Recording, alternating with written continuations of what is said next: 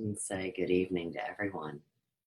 My name is Suze Pratt, the Holistic Stylist, and tonight on Sophia's Emporium, I bring you a tale called I Remember Union, and this is the second in a series of, let's say, very steamy reads out of books out of my library. So I want to open you up with a song, and then I'll go ahead and explain myself a little further. Enjoy this show, you guys. I will. Okay. So this is my buddy, Molly Rockaman, and she's going to sing us a song.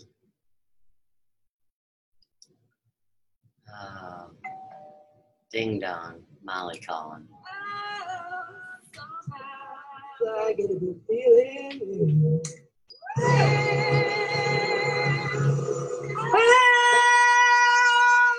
get a feeling that I'm never happy for no.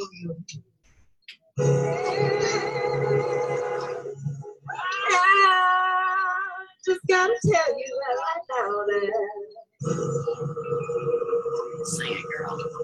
I do believe, I really do believe that something's got a hold on me, yeah. Oh, something's got a hold on me right now. Molly Rockaman of Earth Dance Organic Farms. Let me tell you now, I never knew it. It's so strange. Everything about me seems to have changed. Step by step, I got a brand new walk. I even sound sweeter when I talk. I said, oh, oh, oh, oh, oh, oh, certain baby, oh, I feel love. Let me tell you now, something's got a hold on me, yeah.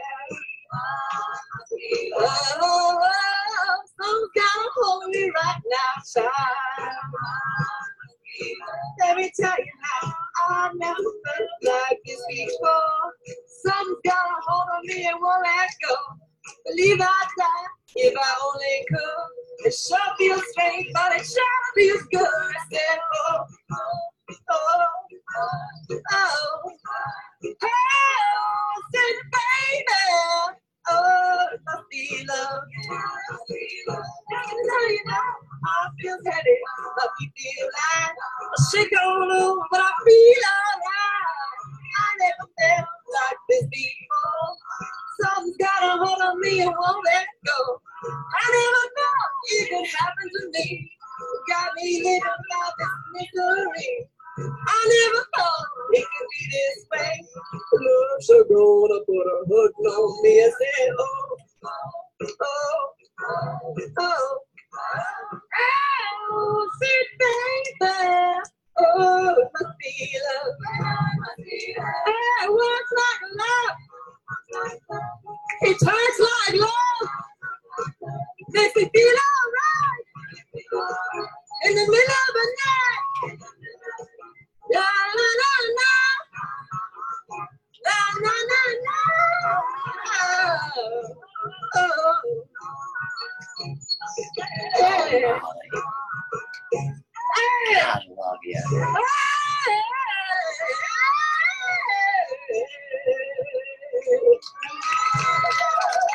Take them straight, yay, Molly.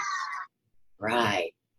Okay, so, like I was saying, see, this all comes down to what wins out, love or fear? And of course, everybody's terrified, of really loving somebody. I mean, you can get in all sorts of trouble. So, in my first read, it was historical erotica, and the name of the book is Was It the Woman's Fault? So tonight, I bring you a timeless tale. Very controversial, very racy. But when I say it's timeless, we have a modern day woman who writes this book in 1989 And of course, it's a story that goes back to when God said, "Let there be light." So I'll just show you the book. And I've got a system tonight, as I like to have, you know, in these important things that we do here. But I've tagged it, and I have 8 segments that I'm going to read from. And don't get me wrong, that's only half of the story, but it will be concise, and it's very beautiful, and it's probably the most difficult thing you'll ever have to hear this redhead say.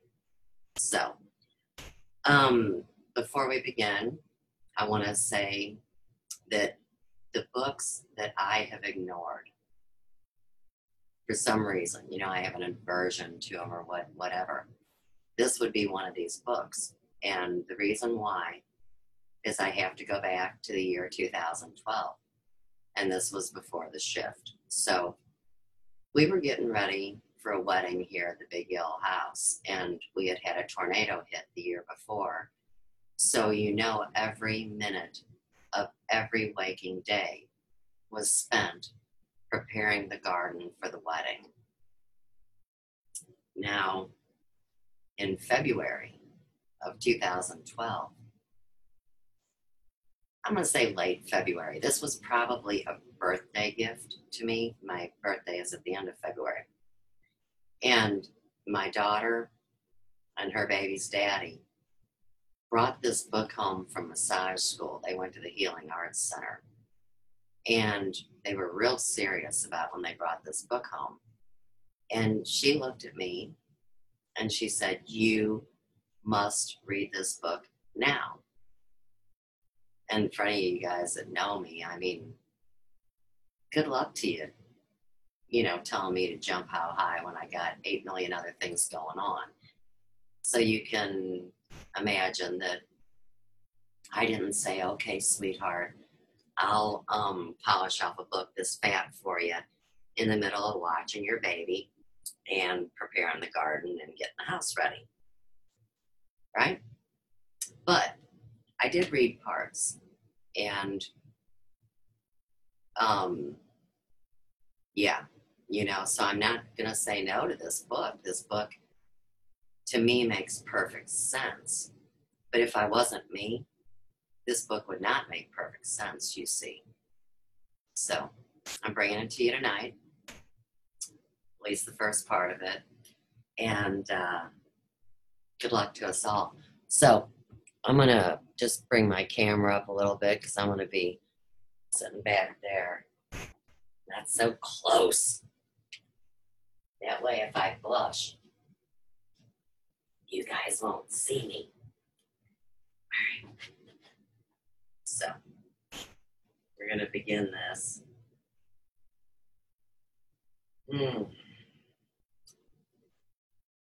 Hey, is my head cut off? Wait a second. I'm not digging that.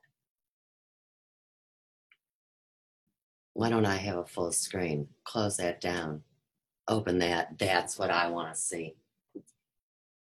Okay. See, and now I'm a little more in the dark, not as vulnerable. All right. I am taking you away to the place of the waters. We must restore our souls and be alive together in the way of our love's calling. For it is the last time it will be as such for you and me in this place.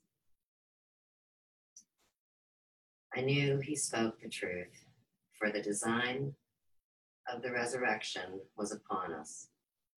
We had been to the waters as children and had spoken often of returning there again. And so I went, for we did not have much time left together. We heard the water of the falls long before we saw them. We made our way upstream, the sound of the waters urging us onward. The water beside us was a deep, rich green, the color of emeralds touched by starlight. As we walked, we saw the molecules of water dancing in the stream, and we heard them laughing and playing. There was a sacredness in the water, which was acknowledged by the land, thus making the land sacred also. We heard the roar of the falls more and more loudly as we approached. At last we were there. It was magnificent, brilliant in the afternoon sun. Two streams merged to create a forceful column of water, which dropped many feet into the emerald pool below. The pool narrowed at its base, creating a beautiful stream, carrying water throughout the land. We sat on flat rocks beside the pool, with our bare feet in the cool water, holding hands until the last rays of the sun cast golden shadows on the water, touching our shoulders and warming our bodies. We sat silently, feeling the power and solace of this place. Later, when the moon began to shine, we rose, washed the dust of the journey from our bodies, and prepared to sleep. We stayed beside the pool in the place of the waters for 3 days, leaving only to gather food. Our days were filled with swimming and playing, talking and sharing, loving and holding the other. We learned from the gods and goddesses how to merge with the fields of force and practiced each day in the pool, breathing and merging with the water and the elements. On the afternoon of our last day, we sat together beside the pool and held hands, joining our hearts in love, affirming our divinity and our oneness with all kingdoms. And as Christ had said, the waters cleansed us and restored our souls. Then Christ took the cloth off my body, the cloths, plural, off my body, and laid them aside. And I took the cloths off his body and laid them aside. And we took hands and entered the pool, breathing together as we plunged into the water. We swam to the place where the waters of the falls met the water of the pool. We entered the waterfall, and the world became clear water. We were too close to see its color. We were the water, and yet we continued to breathe the air and the water merging within us. We were one with the water, the sky, our God, and each other. There were no boundaries, no beginning, and no end. The maleness of him reached within me and filled me, and my womanness reached in and filled each male cell, merging and merging over and over, filling us.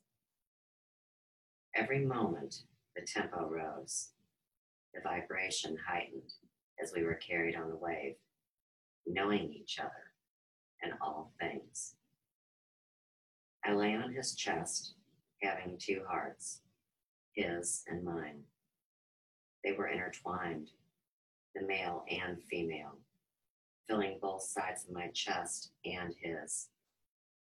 We exchanged stories of the heart, sharing our journeys through the current, which charged between us, forging our oneness. We spoke not with words, for the droplets of water from the falls ran within our mouths and throats. We exchanged air and water in our lungs and became fish and fowl and mammal, and all manner of life flowed between us. As we merged, we expanded, becoming all that is and no thing at the same time. The beat of our hearts became the beat of the world and the sky and all gods, and we wept, and our tears were the gift of our souls, joining with the fluids of the universe. The water caressed our bodies, careening over us, and our cells embraced it with boundary.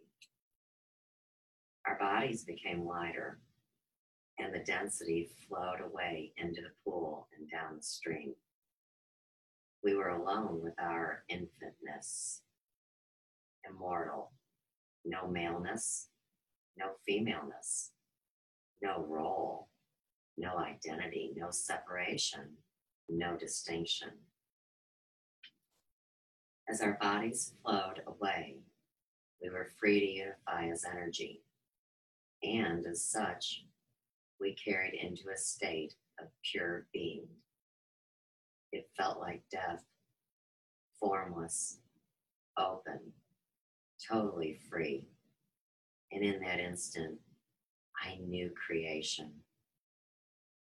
Our mouths were joined, and the breath and the water and the immensity of our being and our feeling moved back and forth between us. Our merging was ethereal, and so it remained. There was no need of anything else. For this way, the way of the merging of being, and we were merged. Our souls danced together in the moment, ecstatic, as if reunited after a long separation, each finding affirmation in the other. Our bodies moved to sound and music not heard by human ears. We floated in the spheres, forgetting our bodies, the condition of our physical birth, and the learned restrictions of our humanness. And our beings as two became one again. The sky supported us, and as the sun set, the rays of color surrounded us, and we began to reflect all color within us, forging a rainbow into our bodies. We flew out of time and into space, where our union was completed, for this is where it had begun. The stars were at our fingertips and danced between our hands, and shone from our eyes, and joined us in the merging. The moon shone as a bright light upon us, illuminating our path through the heavens. And we reached into light and sent out the call, and were carried on the wave of creation. There was no time, no beginning, and no end. And the world faded, and we were home.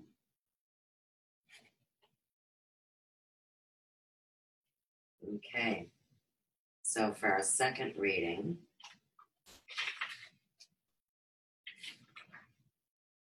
I bring this.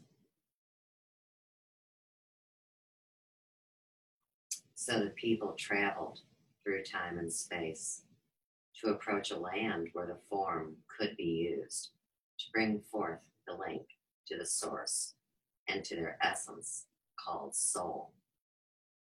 Planted into the memory of man and woman was the knowledge of the source called spirit, called in a word, God. God planted within the souls of men and women a seed, which housed the memory of their divinity and of their birth into form. And within the seed is the image of God and man and woman and all manner of life belonging to the same family and to the same soul and to the same way of the world. And there was instilled a memory of a time when we were one, and when all would be one again. When all is one, there is a marriage of God and man and woman, and the word and the people, and the vision and the form and the essence and the spirit. And there is order created from this marriage, within and without, which reflects the same reality and is called the truth. As man and woman remember their calling, the order becomes truth within them, and it is known, and it is so. Now is the time for the calling to be remembered. Now is the time for the truth to be remembered. And in the remembering is the vision accomplished.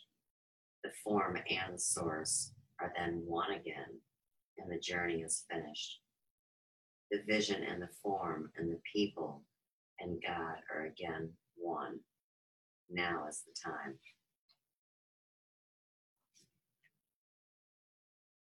This is the preface to the book. I Remember Union is a story of Mary Magdalena, an endearing woman who remembers her oneness with Spirit and with all things. This memory guides her to visions of peace, where she endeavors to bring to the world. With humility, courage, and compassion, she lives from her heart, allowing no one else to shape her thinking or to influence the decisions of her soul. She knows only she can decide her truth. And so with spunk and determination, she hones this truth as she lives, remembering the plan of who she is, why she was born, and what she has come to do. Sometimes she is judged, many times ostracized. But though she experiences aloneness, fear, and separation, she continually chooses to live the unity she remembers. Resolutely, she challenges the human laws which separate us from God, each other, and the earth. She is dedicated to helping others remember their divinity and assist them to understand that if they remember, they will choose to live in peace and unity. Mary's story is the fulfillment of a promise of union. As you read this book, I invite you to live this story with Mary. Feel her in your heart. And remember the magic of your soul, the part of you that knows we are all one. And as you read this story, remember union.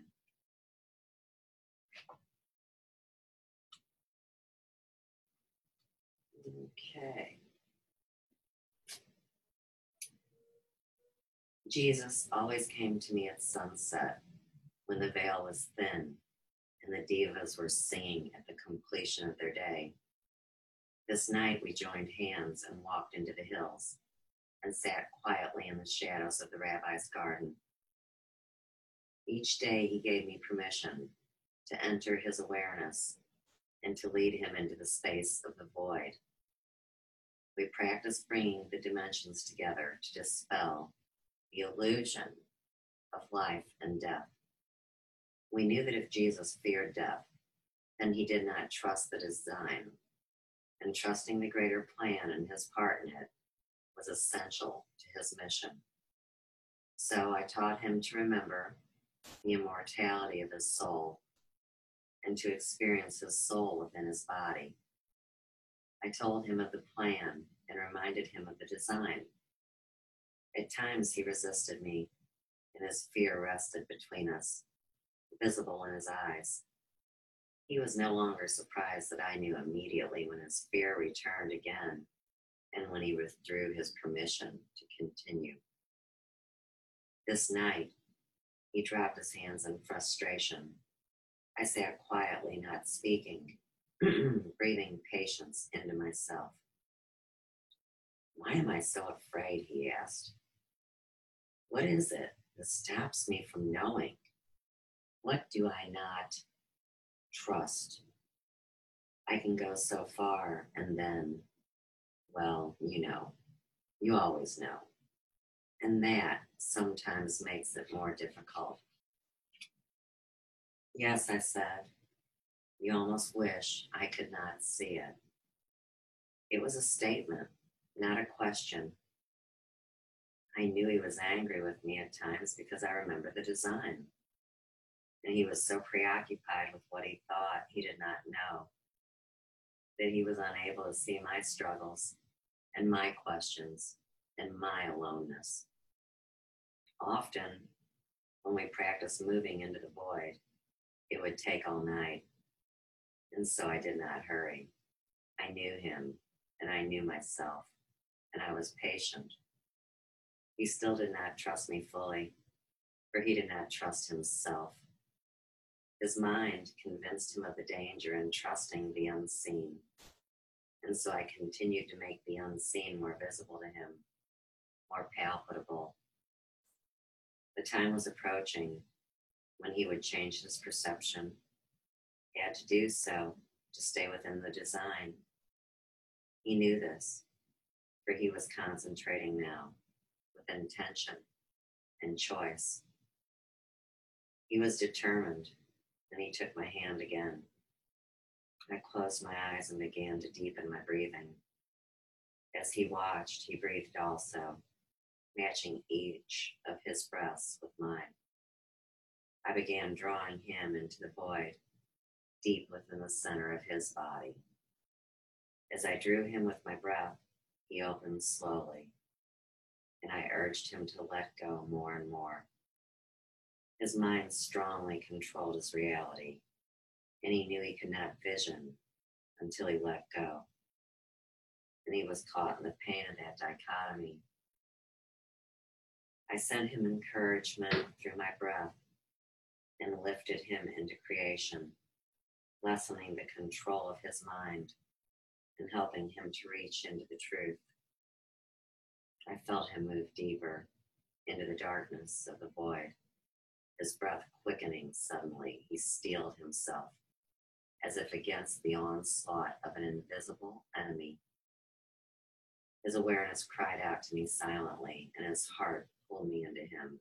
I went willingly, knowing there was nothing to fear, knowing there is never really anything to fear. He held fast to me, and I stayed with him, continuing to lift him silently from the void into the light.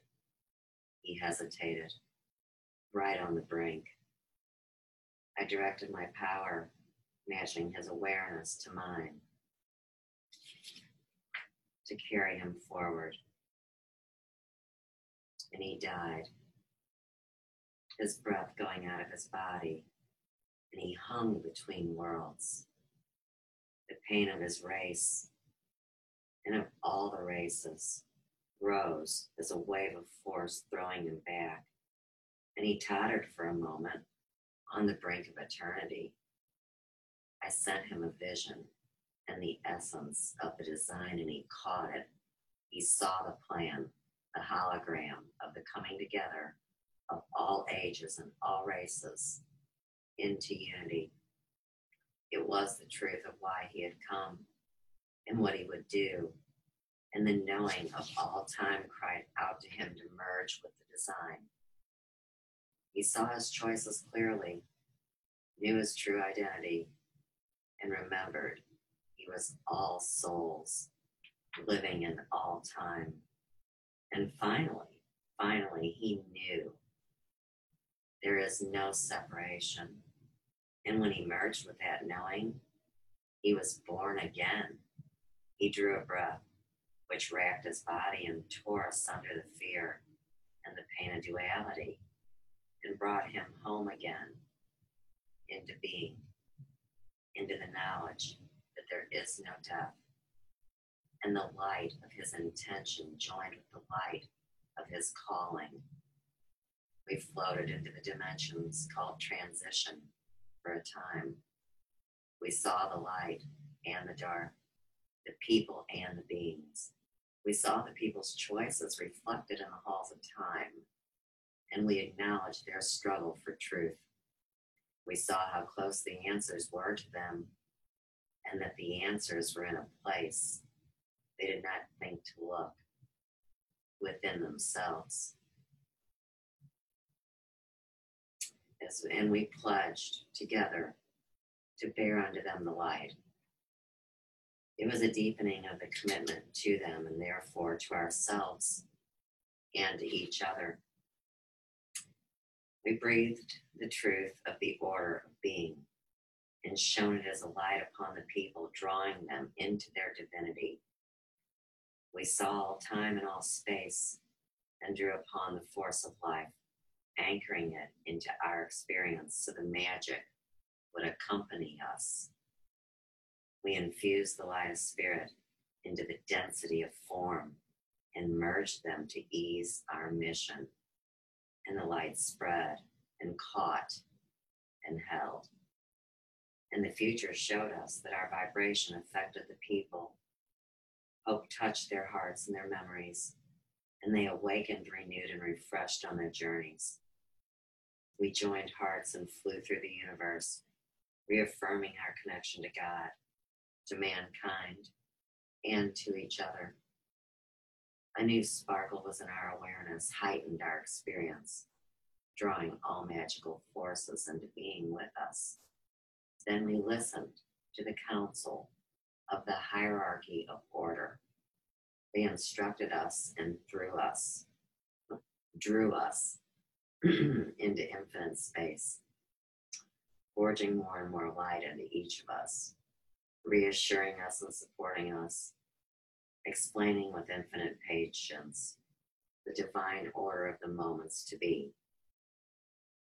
We relaxed within their divine arms and knew our purpose and our path and the best way to accomplish it. And before we left them, they gave us each a gift. My gift was a headdress of crystal starlight woven into the strands of my hair, overlying my third eye in the center of my forehead, giving me contained vision bathed in rainbows of light. They called it hope, and they placed it gently on my head. The gift they gave to Jesus was a matrix of pure gold, a scepter which they placed within his heart, the symbol of the Christ. They called it love, a cosmic beacon. It drew to him the life of all the kingdoms. Through the fiber of being, he had completed his lessons. For the kingdoms now pledged to him their assistance. It was a moment of recognition and of the merging the bases of power. Now we were one power, male and female.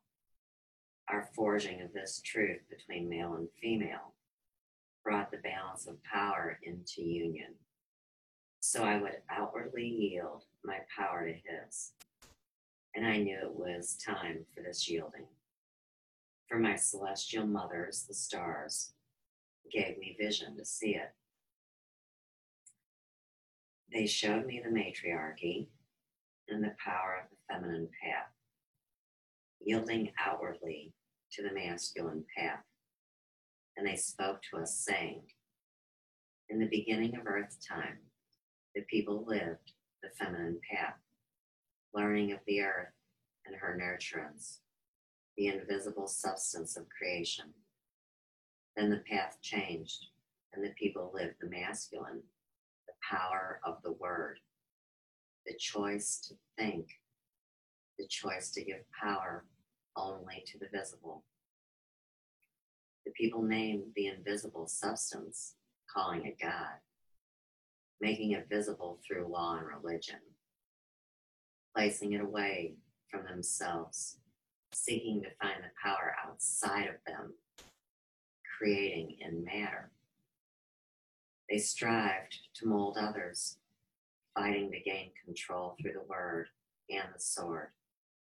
For the power of the world is lived through the molding of others to conform to the same truth.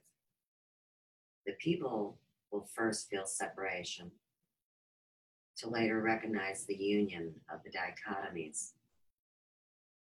The union of these opposites will come only after the people know war and choose peace, only after they know power and choose truth. For their choices will bring to them the knowing of their inner wisdom and the memory of their oneness.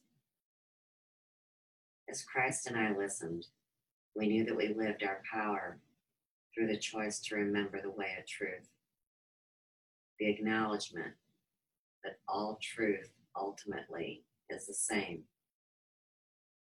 and leads us into oneness.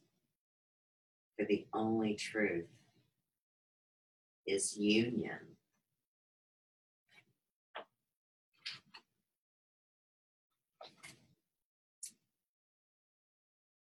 Oh, all right.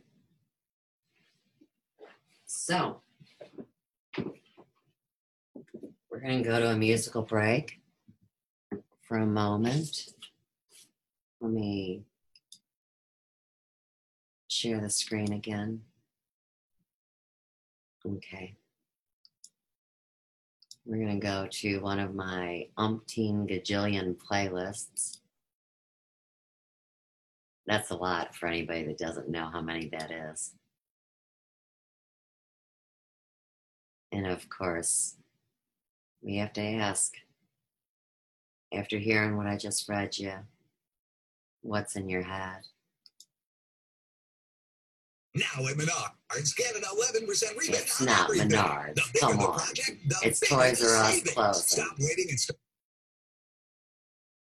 Silly.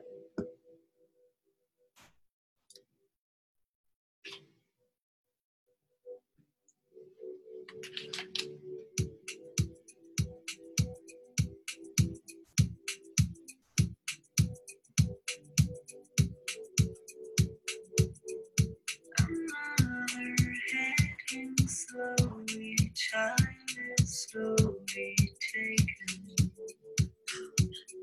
and the violence calls of silence. Who are we mistaken? But you see, it's not me, it's not my family. In your head, the fatigue. Weather tanks and their bombs and their bombs and their guns. In your head, they are crying. In your head, someday, what's in your head? In your head, someday.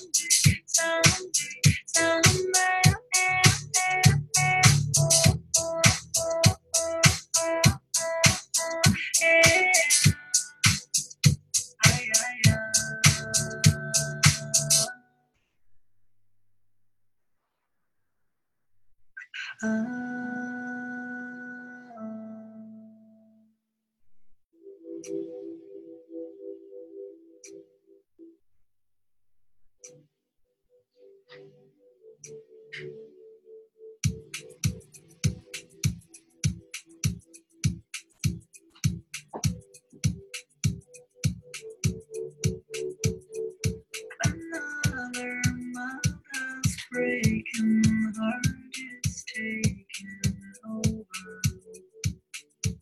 When the violence calls to silence, we must be mistaken. It's the same old themes, it's 1960. In your head, you're still fighting. Weather tanks and their bombs and their bombs and their guns. In your head, they are playing. In your head, some man. What's in your head? In your head, some man.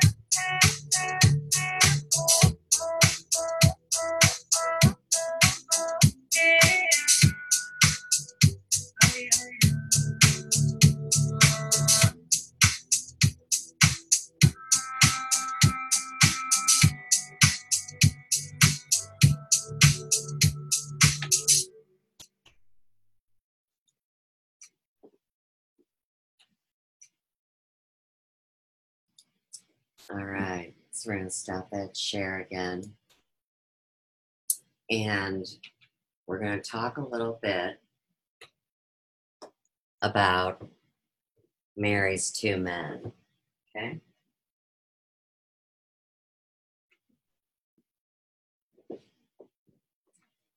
And this is called,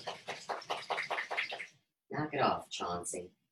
That's not what it's called. That was the dog shaking.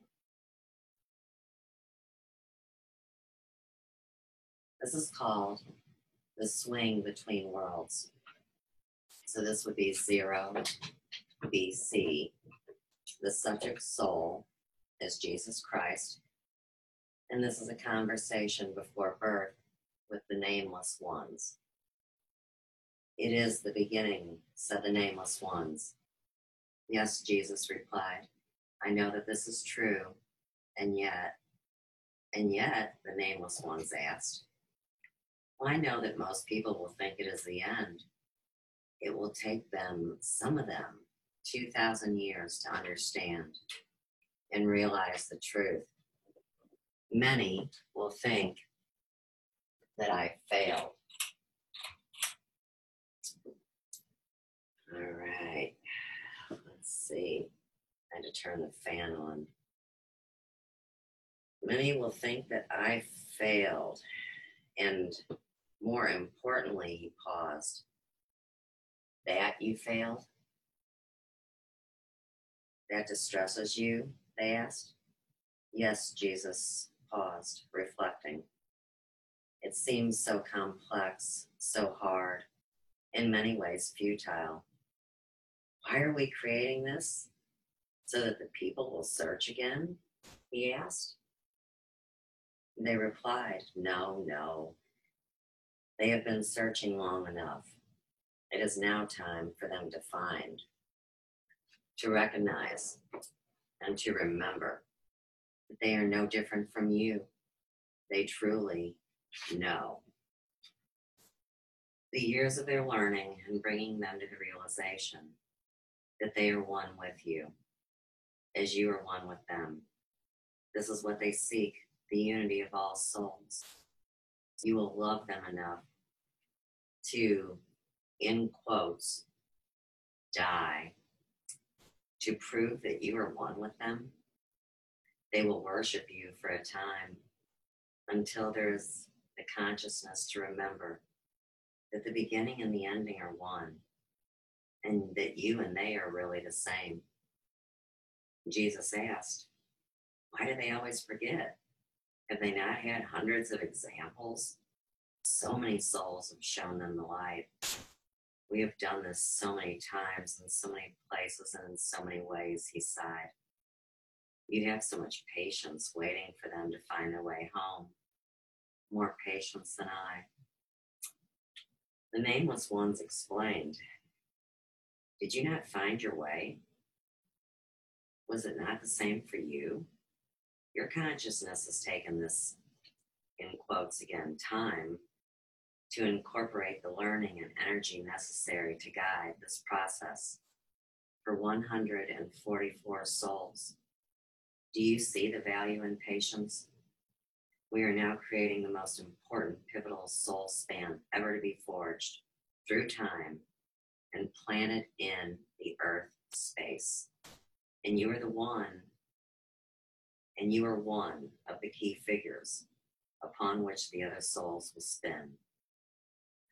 These 144 souls will be born with you into the body of the Christ, and they will be called aspects. They will merge to form the light which you will bring. And then, in 2,000 years, when it is time for the light to be known and remembered on the earth, the aspects will be born again as individual souls. They will bring this light into being. The time will come for the people to remember. They will know that they are the same as you and have come to join with you to be the light. And remember, they said, you will have Mary. Jesus asked Mary, who's Mary? The nameless ones waited before replying. Remember, let yourself remember they waited. Jesus hesitated. You mean? He asked. I do not have to do this alone? This Mary will be there with me? What does that mean? There are so many questions. Who will she be? Is hers the energy I feel so strongly now? Is she part of me? When he received no answers, he paused and let the knowing come to him, remembering that he had all the answers. Yes, he stated, that is her energy and she is a part of me. A part of me, yet in another physical form, he exclaimed. He paused again, digesting this, and if he had to absorb it to the fully, let it in. She is me, isn't she? She and I? Oh, he stopped, overcome with relief. Well, man's records indicate. He felt an enormous weight being lifted from him. We would not send you to do it alone, they replied. We are loving you too much. Jesus felt this love and assurance, and suddenly all the questions were answered. There really is no aloneness anywhere, no abandonment, no betrayal. There would be no betrayal. He sighed and immediately felt light flood his soul. See now what your learning will be, said the nameless ones gently. Jesus, reflecting, hesitated ever so slightly and began looking into the Akshak records, where the evolution of the universe was recorded. To trust in the process of true creation, to trust in you and in myself and in Mary, to trust. He paused, catching his breath on last words, and then continued. To acknowledge you when man disdains you, and to remember, to truly remember. He continued, I know also that I will live truth and order, even when there is no human example of it. I will live it even when I perceive I am far from your love and support and question your validity. I will still live it. The destiny you have chosen is to fulfill that learning, and it is so. Rest assured, they said with love. Will we help the people to remember the unity of all souls, he asked. Yes, they replied. Ultimately, yes. The part you will play is necessary and of monumental importance. You see, they need an example, and you will give it to them. Well contended, Jesus said. I understand, and I'm ready. Does your soul give permission for re-entry according to the design plans? Asked the nameless ones. Yes, Jesus said. Before you go, remember these truths. Remember that you are God. Remember that there is no time. Remember that we are loving you very much. Remember that you are never alone. Remember. They charged the air with the words, branding them into his consciousness, as if they could forge them into the awareness for all time. Jesus felt the beings of light and knew them. He drank them in, as if knowing that it would seem a long time before he would be with them again. He drew upon the moment, expanding it to encompass his whole being, all moments, all time, all experience. Finally, he nodded his readiness to proceed. The nameless ones directed him to again look into the records. See now your destiny in the soul, who is your female counterpart. See her and begin to feel the divinity of your union. For this is the pathway of your remembrance.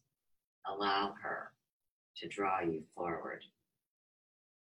Jesus positioned himself in the swing between worlds, allowing his consciousness to flow into the place of records. He began seeing and experiencing the merging of time and space, the moments of future creation. All was coming together in a moment of time. All was in and of unity, and there was no separation. He began to understand that this union was what he would return to the earth to teach and embody. He felt again the familiar rush of wind, the return to clarity, and the ability to see everything, past, present, future. And he became lost in the vision. This would be the records for the subject soul Judas Iscariot.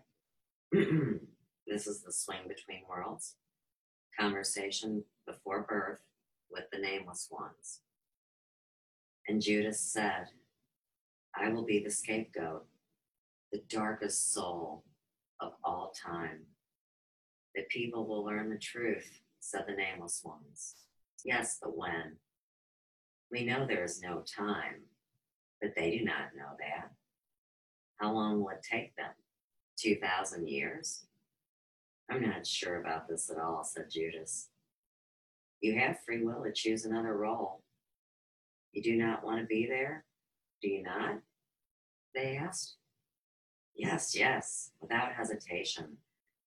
I can honestly say that I want to be there, and I do want to help him. He is as I, after all. He paused and reflected for what seemed a long time. It has to be this way. This is the way it has to be, he asked. The nameless ones did not reply, waiting for him to see the design. Yes, he said. All right. He added, more a statement than a question.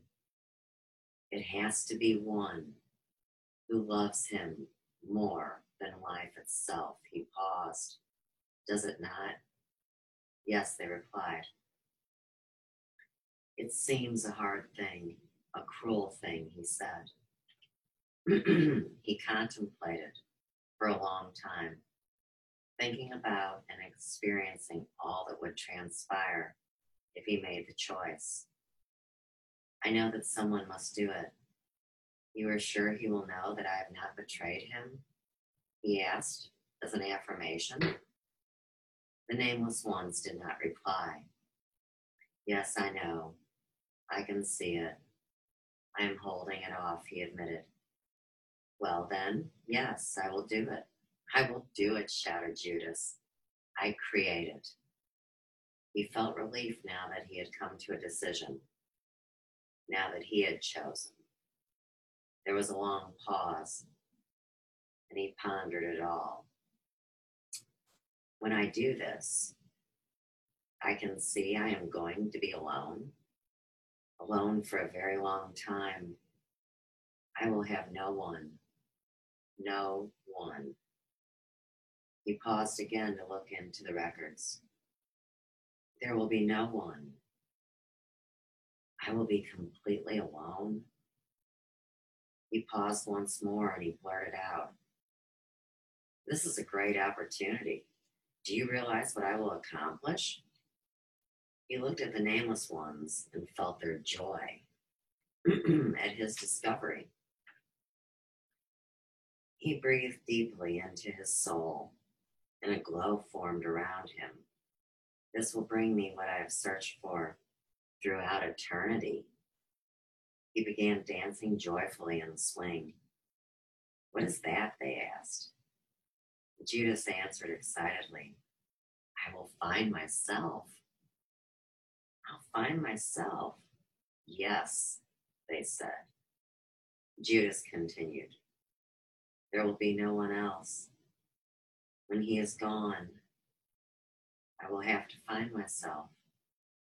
Yes, they responded, and in doing so, find him again. Judas gathered himself together and said, I am ready. Does your soul give permission for re-entry according to the design plan, they asked. Yes, he answered. The nameless ones instructed him, remember that you are part of the divine plan. Remember that the illusion of the world is not the truth. Remember that you are trusted beyond measure. Remember. They paused and then said, look again into the records and we will begin. Judas drew a deep breath of life into his soul and began focusing on the records. He was excited and afraid, and yet the meaning was very clear to him, the true meaning, and he was at peace. So, we've seen how these two men will share a specific type of love with Mary Magdalene. This is where it gets hard for humans. Okay. Judas entered, bowing his head to me as he crossed the threshold, staring at me as if he had never seen me before. And he said to me, Magdalena, you are Christ's lover? And I said, no. He advanced towards me, grasping my arm, not roughly, but with conviction. And he drew my fire onto him through his longing. We looked into each other's eyes, he to discern the truth of my denial, I to determine the reason for his presence. And he said, you are the one. You are the one. I must learn it from you. There is something that you must teach me, but I do not remember what it is. I know that you are important to me, but I don't remember why. He dropped my arm and yet did not move away from me. You remain still, he said. I know that you know the answers. And yet you are still. I said nothing, for there was nothing to say. He must ask to receive, and so I waited. The moment grew longer, and the air grew thicker. He was torn, as we all were, between the flesh and the spirit, the human and the divine. I waited as he searched my eyes, my face, for the answers. Tell me, he said. Please tell me, I must know. The keys to the kingdom are within, I said. Will you take me there? Yes. He hesitated, as if he had expected me to reject him. Yes, he repeated. Yes. I do not know what to do, he said. I know in some way that it is different with you, but I don't know how. He was perplexed, almost shy, somewhat tender, and suddenly softer. I smiled at him very gently, and he relaxed. I will show you. Breathe into my heart and look into my eyes, I said. I began to draw him into me, slowly and gently, calling forth his essence, that he would experience joy in the merging. I spoke to his soul and engaged it to power his journey. I called in the lights, for this was the purpose of the joining. I knew he would become my lover, had always known it, because I remembered the design. And once we had lain together, he would remember also. There was nothing I had to do now. His body and soul were leading him. His aura grew larger and began filling with light as the force of life expanded within him, and he experienced it fully. There was a surge of energy between us as the male and female polarities caught and held. I allowed my essence to flow into him. This was his initiation, and I created the intention for it to be a powerful one. We moved together as one body now, each aware of the other, and yet not separated because of it. He was strong and big and full of dichotomy. A part of him was grave and questioning because of his role.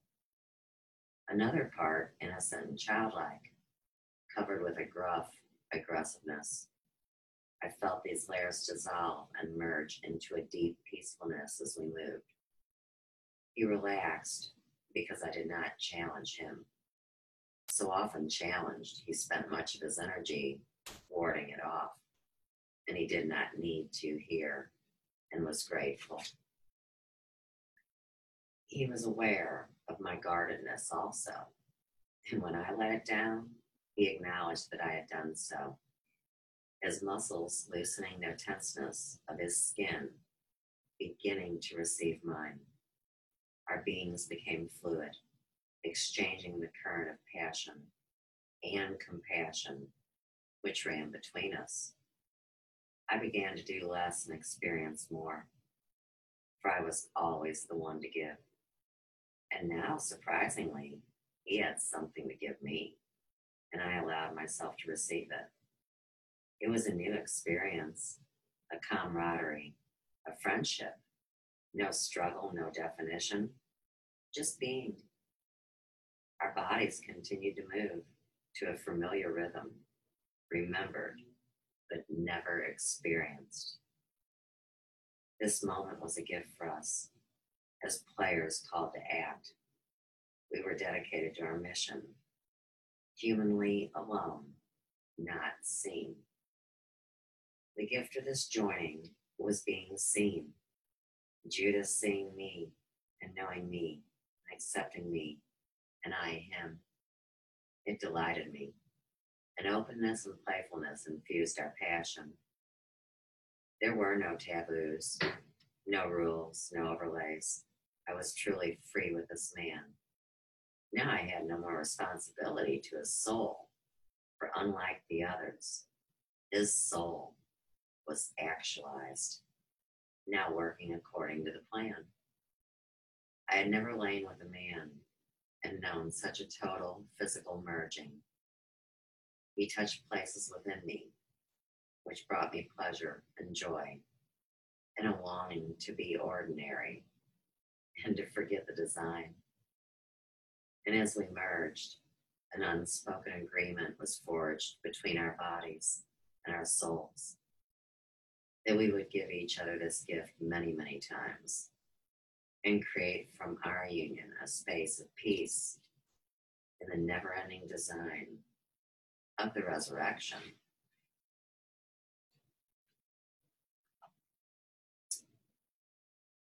Okay.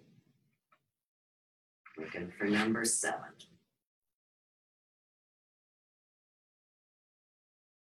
Good.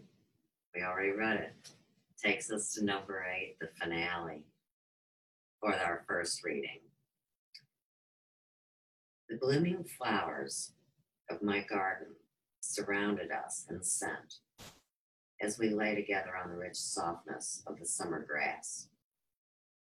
The branches of the olive trees covered us in shade, yielding us protection from the fierceness of the sun's calling. It was midday, and Christ and I had talked for many hours in Israel of the people and of the future. We knew we were leaving here and wondered what the years ahead would bring to this sacred land. Would the people honor Israel after the resurrection and the years of searching and unrest that would follow? There would be a time when we knew they would forget who they were. We knew that part of our calling was to teach them of the fiber of being, their oneness with each other, the land and the kingdoms, so that they could choose to remember it. But would they ultimately choose to remember? Would they choose to honor the sacredness of this land? I leaned over him, looking at him as he lay beside me.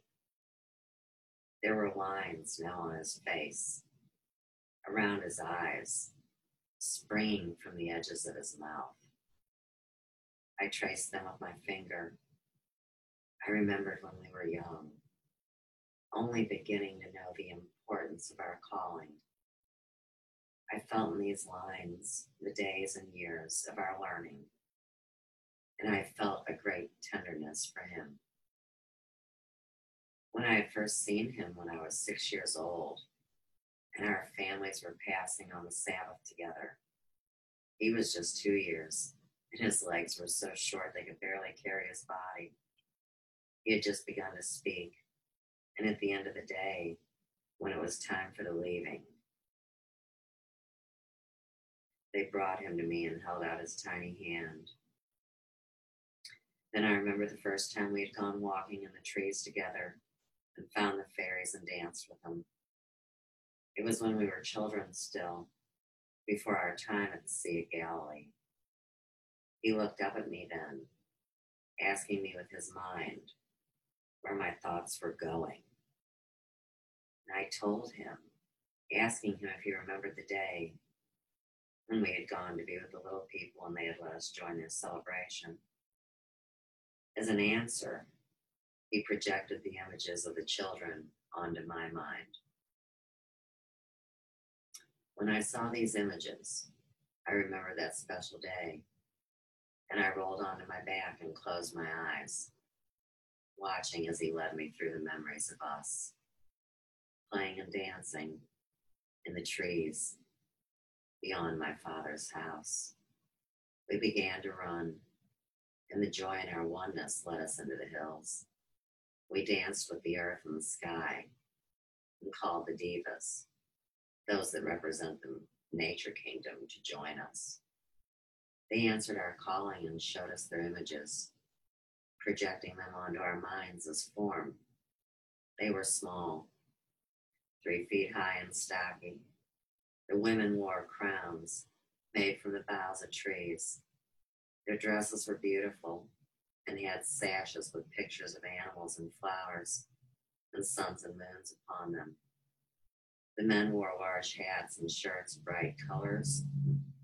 They brought flowers to the circle for a ritual of fertility and danced in tribute to the earth, thanking her for giving them food for the winter and praying to her for the seeds they would plant in the spring.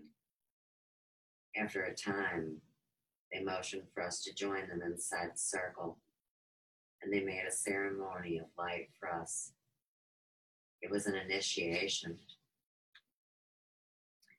They united us with the forces of nature, the kingdoms of rocks and minerals and plants and animals, and the elements of wind and sky and sea and sun and moon, and we were all well honored. They spoke to us through their minds and of the bond between man and nature, instructing us in the ways of joining with them.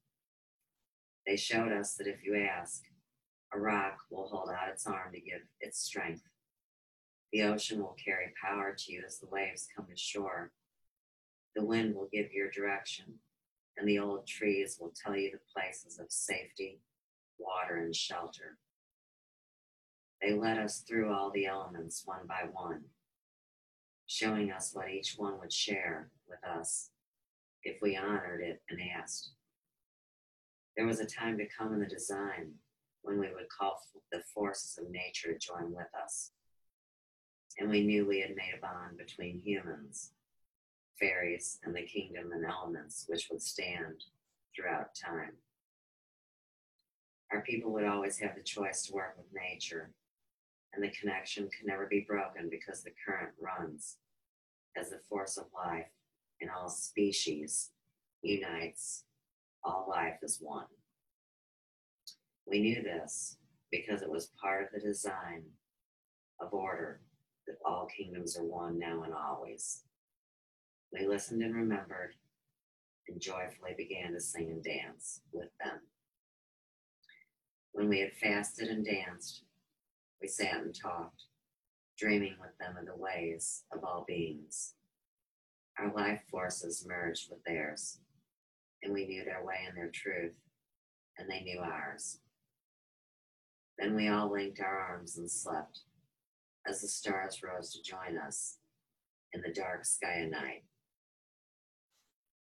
As Christ and I remembered the vows we made as children, we again pledged our love and support in bringing together the people with the land, the elements, and the nature spirits. He held me close as the day grew older, and we spoke of what had accorded we wondered what we could do to assure the memory of the people about their oneness. What we realized finally after hours of discussion was the humans would know their connection to the kingdoms and the elements only through the connection with themselves, and the seed of light within their soul would know oneness with all life from acknowledging the light within them, the light which is within all life. And so we affirmed again our calling to the soul, for herein lay the pathway of the preservation of the earth and her kingdoms.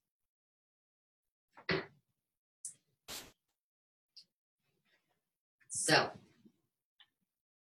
I gotta tell you the truth, because, of course, this is book report time. Let me stop that share. And like I told you, I had a tad bit of natural aversion to this book. And so, you know, when you read, it's natural to put yourself into these roles, and you know, they call it stepping into somebody else's shoes. So, of course, there's a lot of stories out there which I believed for a long time about the bloodlines, the Grail, different things that you guys have heard me talk about. And of course, I see now this battle amongst people as far as, you know, is the devil really Gaia Sophia? And of course, I know all those stories. You know I do. I'm Sophia. I'm Sophia's Emporium, you know. Believe me, I know all this stuff. I experienced it in my life. But I thought it was an interesting correlation because, you know, I always thought Judas was a very interesting character in the sense that people would believe that Jesus, the Christ, didn't know his best buddy was going to betray him. I mean, are you high or stupid, right? And so you see here, these two are brothers, and they both have the same woman. Now, in this story, of course, they have her in a different way because Mary Magdalene and Christ make love without getting down and dirty and physical. And of course, Judas and Mary, they get to have the whole sensation and actually bear fruit, you know, have children.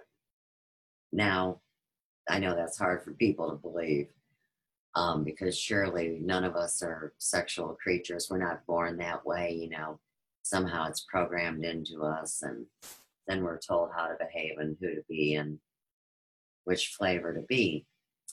But you see in the end, when they talk about merging with God, there's only one word that can describe it, and it's bliss. And in the human experience, if you're asked to describe bliss, you know, it would be everybody's ideal fantasy. It'd be a beautiful foreplay, and it would culminate with a big orgasm, and everybody would be happy and rest. So that's the end of my little erotic tale tonight, and I hope you enjoyed it. I hope it didn't offend your spirit. I surely didn't mean to do that. And like I said, I know everyone's struggling right now. One more thing about that, you know, everybody says,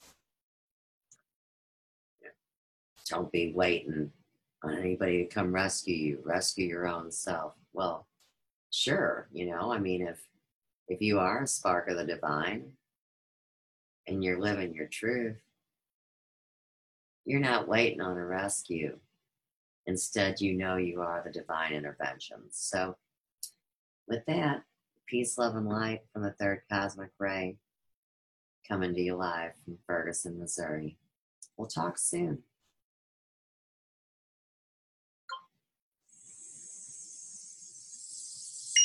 And then we're going to go ahead and get out of our Zoom room. Night, y'all.